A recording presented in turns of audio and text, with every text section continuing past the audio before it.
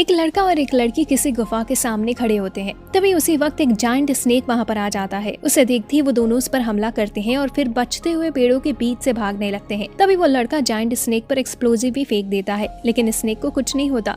तभी उस लड़की की नजर सामने उसके बनाए हुए ट्रैप पे जाती है और जब वो स्नेक उस जाल के पास आता है तब वो लड़की अपने तलवार से रस्सी को काट देती है, जिससे एक पेड़ सीधे इस स्नेक को लगता है और वो इंजर्ड होकर नीचे गिर जाता है। लेकिन वो जायंट स्नेक अभी हारा नहीं था, बल्कि इस बार वो पूरी तैयारी के साथ उन पर हमला करने आ जाता है। तभी सीन शिफ्ट होता है और हम 3 दिन पहले का समय देखते हैं, जहाँ एक गाँव में जायंट स्नेक के होने से पूरे गाँव वाले परेशान थे, लेकिन उनके पास कोई भी तरीका न होने की वजह से वो रिचुअल को रखने का डिसाइड करते हैं ताकि वो उस स्नेक से छुटकारा पा सके। इस रिचुअल के दौरान 2 लड़कियों को रस्सियों से बांध दिया जाता है, लेकिन असल में उन लड़कियों को कोई नुकसान नहीं होने वाला था, क्योंकि वो केवल एक प्लान का हिस्सा थे जिनकी मदद से वो उस स्नेक को पकड़ना चाहते थे। तभी रिचुअल को परफॉर्म करने के लिए एक आदमी सामने आता है, जिसे हमने पहले सीन में देखा था, और उसका नाम चेंग होता है। वो यहाँ पर उन सभी गाँव वालों को बेवकूफ बनाकर उनकी मदद करने आया था। सभी गाँव वालों को लगता था कि चेंग एक मास्टर है जो पूरे गाँव को इस जायंट स्नेक से आजाद करा सकता है। इसी के साथ रिचुअल स्टार्ट होता है और हम कुछ लड़कियों को डांस भी करते हुए देखते हैं, जिनमें से एक लड़की को हमने पहले सीन में देखा था। तभी कुछ देर में पास के ही नदी में हलचल होने लगती है और हम एक जायंट स्नेक को बाहर आते हुए देखते हैं। पूरे गांव वाले इस मंजर को देखकर हैरान हो जाते हैं, लेकिन तभी उस स्नेक की नजर सामने बंधी हुई 2 लड़कियों पर चली जाती है। लेकिन जैसे ही वो स्नेक इन पर हमला करने के लिए आता है, तब तक दोनों लड़कियों को गाँव द्वारा बचा लिया जाता है। अब पूरा गाँव उस स्नेक को घेर कर चारों तरफ से खींचने लगता है। वो लोग कुछ हद तक कामयाब भी होते हैं, इसलिए एक पिंजरे के साथ उसके मुंह को कैद कर लिया जाता है। इसके बाद चेंग एक हीरो की तरह इस स्नेक पर अपने तलवार से हमला करता है, लेकिन ज्यादा असर न होने से वो फायर के साथ इस जायंट स्नेक को अपने आखिरी सांस गिनने को मजबूर कर देता है।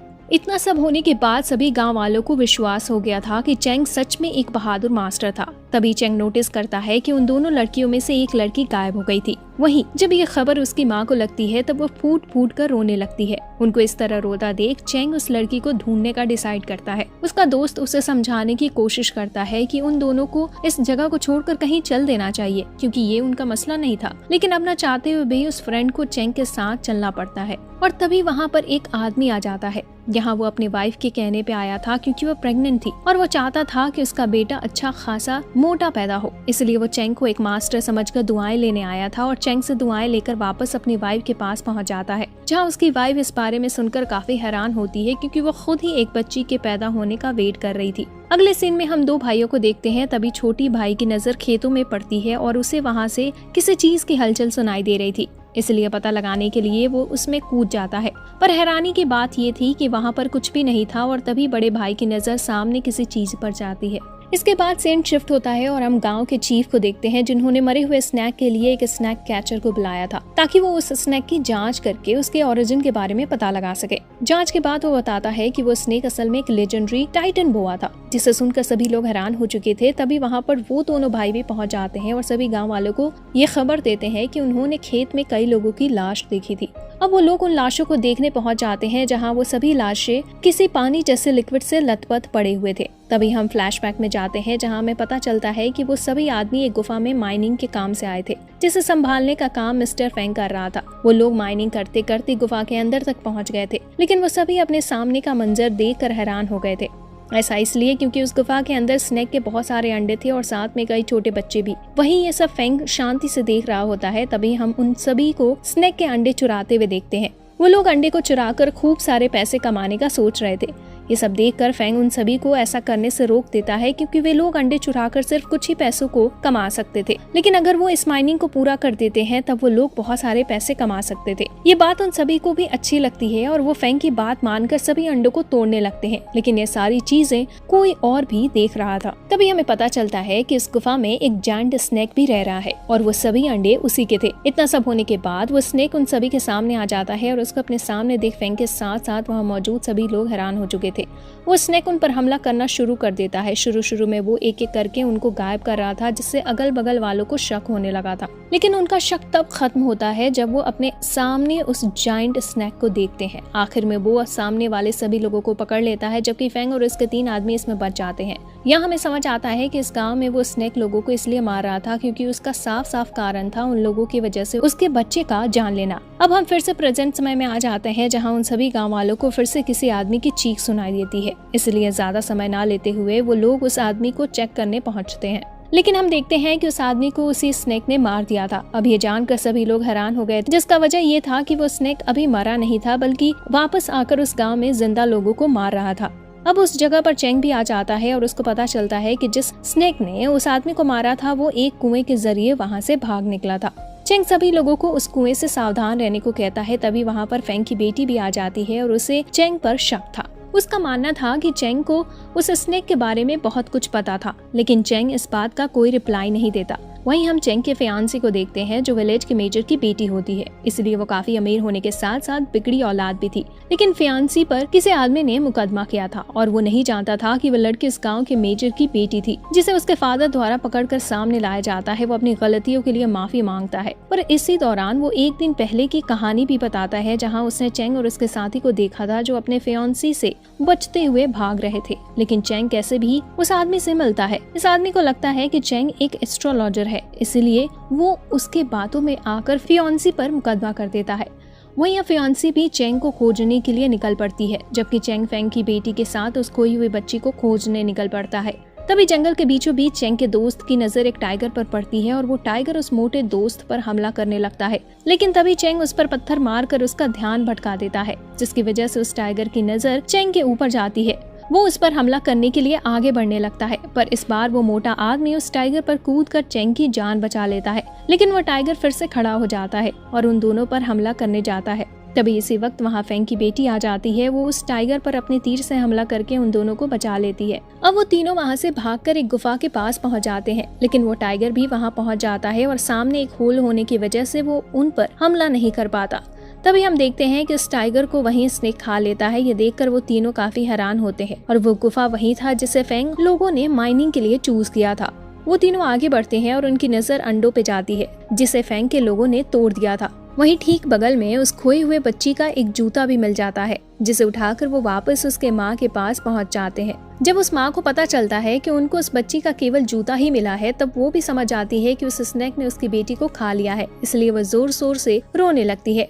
वो वहाँ से भागकर उस गुफा में जाने का सोचती है, मगर उन तीनों के संभालने पर वो रुक जाती है। इधर चेंग और उसके दोस्त आपस में उस जगह पर हो रहे इंसिडेंट के बारे में बात करने लगे थे। चेंग का मानना था कि जो भी उस गांव में हो रहा है वो तो पूरे कहानी का केवल एक हिस्सा है, क्योंकि पूरी जानकारी किसी को भी नहीं थी। उधर फेंग सोच रहा था कि गांव में स्नेक वाला सिलसिला उसकी वजह से शुरू हुआ था, इसलिए वो सारे इल्जाम को चेंग के ऊपर डाल देगा। लेकिन फेंग की बेटी भी सारी बातें सुन रही थी और वहाँ से वापस चेंग के पास आ जाती है। वो आते ही चेंग से माफी मांगती है, जिस पर चेंग उससे इस बात की वजह पूछने की कोशिश करता है। लेकिन तभी वहाँ पर चेंग की फियांसी भी आ जाती है और चेंग को उस लड़की के साथ देखकर काफी नाराज हो जाती है। वो चेंग से अपने साथ चलने के लिए कहती है, लेकिन वो उसकी बात मानने से इनकार कर देता है। तभी फेंग अपने गांव वालों के साथ चेंग के घर पर आ गया था और उसने सबको चेंग के खिलाफ भड़का दिया था। लेकिन अब चेंग को भी सारी बातें समझ आ जाती हैं। चेंग उससे बोलता है कि अगर उसने उस माइनिंग वाली वारदात को अंजाम नहीं दिया होता तो आज इस गांव का ऐसा कुछ भी न हुआ होता, क्योंकि असल में फेंग को बेटी ने उसको सारी बातें बता दी थी। लेकिन इसके बावजूद फेंग सभी को समझाता है कि चेंग जो भी बोल रहा है वो बिल्कुल गलत है,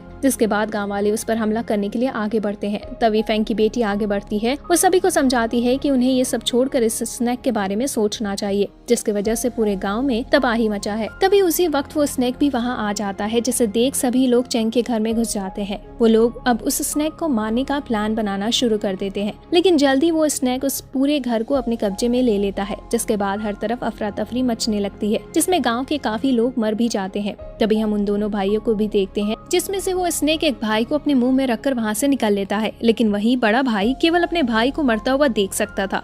वही फेंग की बेटी इस हमले में नीचे गिर जाती है, इसलिए फेंग वहां आकर उसे जल्दी से भगाने के लिए कहता है, पर वो ऐसा करने के बजाय उस स्नेक पर अपने तीर से हमला करने लगती है, जिसकी वजह से वो स्नेक अब उसी पर हमला करने वाला होता है। लेकिन तब तक फियांसी की बॉडीगार्ड वहां आकर उस स्नेक पर लगातार फायरिंग करने लगते हैं, जिस दौरान फेंग अपनी बेटी को वहां से ले जाता है। सभी गांव वाले भी भागते हुए जंगल की तरफ पहुंच जाते हैं, क्योंकि उनका गांव अब पूरी तरह से उस स्नेक के वजह से बर्बाद हो चुका था। जंगल में पहुंचते ही सबसे पहले वो लोग चेंग के ऊपर इल्जाम लगाने लगते हैं। तभी उन भाई में से बड़ा भाई गुस्से में खड़ा होकर चेंग की तरफ बढ़ता है, क्योंकि वो चेंग को अपने भाई के मौत के लिए जिम्मेदार मान रहा था। लेकिन चेंग उसे एक पंच मारकर जमीन पर गिरा देता है। इसके बाद वो फेंग के अंकल के पास जाता है और सब कुछ सच सच बताने को कहता है। इसीलिए जब अंकल सारा सच बता देते हैं, तब इसके बारे में जानकर पूरे गांव वाले हैरान हो जाते हैं। वहीं अंकल को भी अब अपनी गलतियों का पछतावा हो रहा था। इसके बाद वो लोग आगे की तरफ जाने का सोचते हैं, जिस दौरान अंकल जानबूझकर पीछे ही रह जाते हैं और तभी वो स्नेक वहां आकर अंकल को कच्चा चबा जाता है। अब जाइंट स्नेक को सामने देख वो सभी लोग भागते हुए उसी गुफा के पास पहुंच जाते हैं, लेकिन यहाँ वो स्नेक भी पहुंच जाता है। इसलिए फियांसी के सभी बॉडीगार्ड उस पर लगातार शूट करके भागने की कोशिश करते हैं, लेकिन इसका कोई असर नहीं होता। वहीं दूसरी तरफ हम उसी कपल को देखते हैं और वाइफ प्रेग्नेंट होती है। हस्बैंड अपने वाइफ को लेकर गुफा के अंदर जाने की कोशिश करता है, पर कोई रास्ता न दिखने पर वो खुद ही स्नेक के सामने आ जाता है, क्योंकि उसकी वाइफ को वहाँ से ले जाने में और भी समय मिल जाता। उधर चेंग और उसके साथी गुफा के अंदर आ गए थे, लेकिन उनके सामने एक छोटा सा होल आ जाता है, जिसे पार किए बिना जिंदा बचना नामुमकिन था। लेकिन चेंग का दोस्त जानता था कि वो काफी मोटा है, इसलिए वो कभी भी उस छेद को पार नहीं कर पाएगा। इसलिए वो चेंग को जबरदस्ती उस छेद के अंदर भेज देता है। तभी वो स्नेक भी वहां आकर उस मोटे दोस्त को पकड़ लेता है। हालांकि चेंग अपने दोस्त को बचाने का कोशिश करता है, पर आखिर में उस स्नेक के चंगुल में वो मर जाता है। वहीं चेंग इस बात से काफी दुखी भी होता है कि वो सभी लोगों से बोलता है कि अगर वे लोग अभी भी उसको इसका जिम्मेदार मानते हैं तो वो उसे वहीं पर खत्म कर दे। लेकिन फैंग आगे आते हुए सभी को समझाता है कि ये वक्त आपस में झगड़ने का नहीं है, बल्कि उस स्नेक से छुटकारा पाने का है। जिसके बाद वो राय देता है कि इस गुफा में काफी सारे एक्सप्लोजिव है, जिसे इस्तेमाल करके वो उन सभी को वहाँ से आजाद कर देगा। लेकिन कोई भी उसकी ये बात मानने को राजी नहीं था। तभी चेंग आगे बढ़ते हुए इस काम को अंजाम देने का सोचता है, जिसके बाद फैंग की बेटी भी उसके साथ आती है। चेंग को उसके फियांसी रोकती है, जिस पर चेंग उसे गले लगाकर बोलता है कि वो उसे पसंद करता है और वापस आकर उसे जरूर मिलेगा।